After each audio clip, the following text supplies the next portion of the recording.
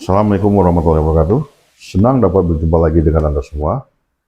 Saya akan coba mengangkat tema kali ini dengan judul Menu Makanan bagi Penderita Paru dalam Kaidah Klasik. Karena kanal ini dibuat untuk edukasi pengobatan klasik atau tradisional, sebelum kita masuk ke topik ini, jangan lupa subscribe, like, komen, dan share video ini pada semua orang. Dalam pengobatan klasik, paru-paru terkait dengan elemen logam. Dia dianggap sebagai organ vital yang mengatur pernafasan, kulit, dan kekebalan tubuh atau daya pertahanan tubuh. Penderita masalah paru-paru seringkali mengalami ketidakseimbangan seperti defisiensi energi di paru, defisiensi unsur yin di paru atau kekeringan, atau penumpukan dahak dan panas.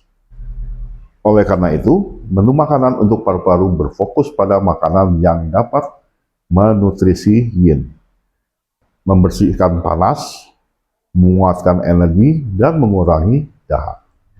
Juga menghindari makanan yang dapat memperburuk kondisi tersebut. Prinsip makanan untuk kesehatan paru-paru. Paru-paru membutuhkan kelembapan atau unsur yin agar berfungsi optimal. Makanan yang mendinginkan dan melembabkan sangat dianjurkan, karena makanan tersebut akan menutrisi yin paru.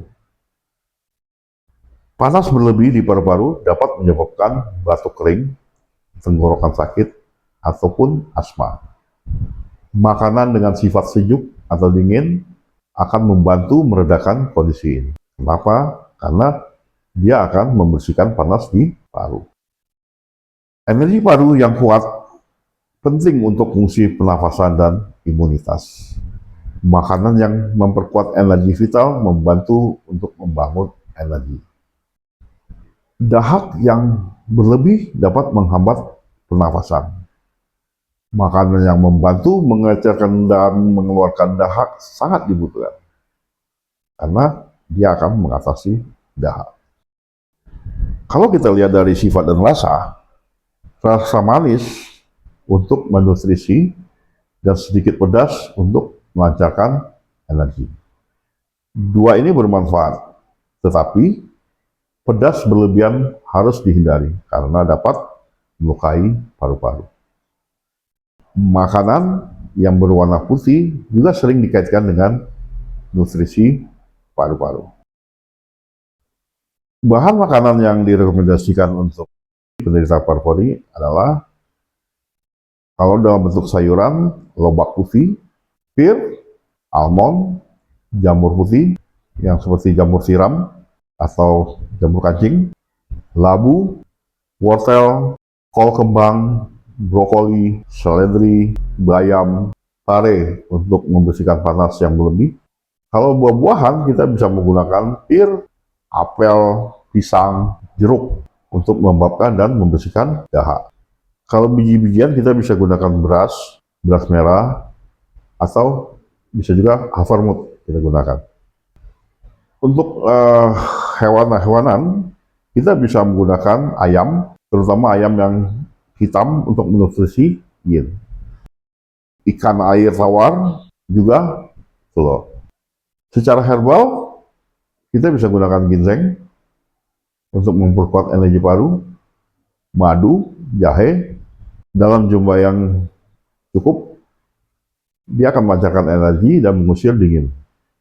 Terus bawang putih, wijen putih, dan lain-lain. Makanan yang harus dihindari oleh penderita paru adalah makanan yang dapat memicu dahak, seperti produk-produk susu, keju, gula yang berlebihan, makanan berminyak, dan gorengan. Makanan terlalu pedas, seperti cabai yang berlebihan, lada yang berlebihan, dia akan dapat melukai paru-paru. Makanan yang terlalu dingin, minum es, makanan mentah yang berlebihan dapat melemahkan limpa, di mana limpa ini adalah organ yang penting dalam memproduksi energi tubuh. Makanan, olahan, dan aditif. Makanan ini dapat memicu inflamasi atau peradangan. Daging merah yang terlalu hangat, seperti kambing atau sapi, bagi penderita panas berlebih di paru jangan digunakan. Beberapa resep menu makanan untuk penderita paru kita bisa buat untuk sarapan pagi, siang, malam. Sarapan pagi kita bisa menggunakan bubur ayam dan buah pir ya. Manfaatnya adalah kombinasi kedua unsur ini dapat menutrisi yin paru. Dia akan menguatkan energi paru dan melembabkan. Pir membantu membersihkan panas dan dahak, sementara ayam, terutama ayam hitam, jika ada, untuk menguatkan energi. Bubur mudah dicerna oleh limpa. Bahan: setengah cangkir beras putih, 3 cangkir kaldu ayam tanpa lemak yang kita dapat peroleh dari tulang ayam yang sudah direbus cukup lama, 100 gram dada ayam tanpa kulit, boleh kita potong dadu kecil, 1 buah pir ukuran yang sedang, kupas, buang biji-bijinya, potong dadu, setengah ruas jahe, iris tipis. Kita bisa buang setelah dia dimasak jika tidak suka rasanya. Terus garam secukupnya, wijen putih disangrai, untuk toppingnya nanti irisan daun seledri juga dipotong untuk toppingnya nanti. Cara membuat: cuci beras, lalu masukkan ke dalam panci bersama kaldu ayam dan irisan jahe. Masak dengan api sedang hingga beras menjadi bubur. Sesekali aduk agar tidak lengket di dasar panci. Setelah bubur mulai mengental, masukkan potongan dada ayam dan pir. Lanjutkan memasak hingga ayam matang dan pir melunak. Bumbui dengan garam secukupnya, sajikan selagi hangat, taburi dengan wijen putih, sangrai, dan irisan daun seledri. Nah, menu makan siangnya kita bisa membuat sup lobak putih dan ikan. Dia akan membersihkan panas dan mengatasi dahak. Lobak putih membersihkan panas, mengurangi dahak, dan melancarkan energi di paru. Ikan air tawar adalah protein ringan yang mudah dicerna dan tidak menghasilkan panas berlebih. Metode merebus adalah cara yang lembut untuk mengeluarkan nutrisi. Bahan: 200 gram ikan kakap putih difilet, potong-potong, 1 buah lobak putih besar, kupas, potong-potong, 1 buah wortel, kupas, potong-potong, 3 cangkir air atau kaldu sayuran, 2 siung bawang putih memarkan, setengah ruas jahe iris tipis, garam dan merica putih secukupnya, minyak wijen sedikit untuk aroma, daun bawang iris kecil-kecil untuk ditaburkan. Cara memasak: panaskan sedikit minyak wijen dalam panci, tumis bawang putih dan jahe hingga harum. Masukkan lobak putih dan wortel, aduk sebentar. Tuangkan air atau kaldu dari sayuran, didihkan. Kecilkan api dan masak hingga sayuran empuk. Masukkan potongan ikan, bumbui dengan garam dan merica. Masak hingga ikan matang dan empuk sekitar 5-7 menit. Sajikan selagi hangat, taburi dengan irisan daun bawang. Ini enak banget. Nah, menu makan malam. Kita bisa tumis brokoli, jamur putih, dan ayam dengan saus jahe. Tumis brokoli, jamur putih, dan ayam dengan saus jahe. Ini untuk menguatkan energi dan mendukung paru. Manfaatnya adalah brokoli dan jamur putih menutrisi yin dan energi paru. Ayam menguatkan energi, jahe dan bawang putih dalam jumlah yang secukupnya dapat membantu melancarkan energi dan menghangatkan pencernaan tanpa memicu panas yang berlebih di paru-paru. Tumis cepat menjaga nutrisi bahan.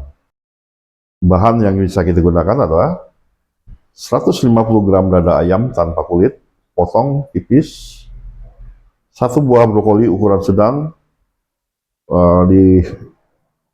dipisahkan, dipotong-potong ini dari ininya, batangnya. 1 gram jamur siram atau jamur kancing, diiris-iris. 1 siung bawang putih, cincang halus. 1 ruas jahe, diparut. 1 sendok makan kecap asin yang rendah sodium. 1 sendok tepung maizena, larutkan dengan sedikit air. Setengah sendok minyak wijen, minyak sayur secukupnya untuk menumis, garam dan merica secukupnya. Cara membuat: marinasi potongan ayam dengan sebagian kecap asin, sedikit minyak wijen, dan merica selama 15 menit. Panaskan sedikit minyak sayur di wajan, tumis bawang putih dan jahe hingga harum, masukkan ayam, masak hingga berubah warna dan matang. Angkat ayam tersebut, sisihkan, tambahkan sedikit minyak jika perlu, masukkan brokoli dan jamur, tumis hingga brokoli sedikit empuk namun masih renyah. Masukkan kembali ayam ke wajan, tambahkan sisa kecap asin dan larutan maizena, aduk cepat hingga saus mengental. Koreksi rasa dengan garam dan merica jika perlu. Sajikan segera dengan nasi merah hangat. Rasanya manis, enak sekali. Yang terakhir adalah tip secara umum untuk penderita paru dalam pola makan. Pertama, konsumsi makanan hangat. Prioritaskan makanan yang dimasak dan hangat. Suhu ruangan atau sedikit hangat untuk mendukung limpa dan lambung, serta mencegah penumpukan dahak.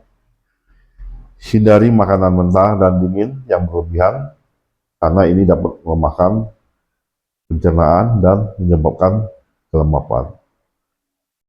Minum air hangat atau teh herbal akan membantu menjaga kelembapan paru-paru. Hindari alergi. Perhatikan makanan yang dapat memicu gejala asma atau alergi. Yang dapat dipertimbangkan untuk memperkuat energi paru, tetapi penggunanya harus disesuaikan dengan kondisi individu. Demikianlah tema ini dapat kita bahas. Bagi teman-teman yang bertanya lebih lanjut tentang topik ini, silakan tulis di kolom komentar. Terima kasih atas perhatiannya. Semoga video ini bermanfaat bagi kita semua. Sehat selalu.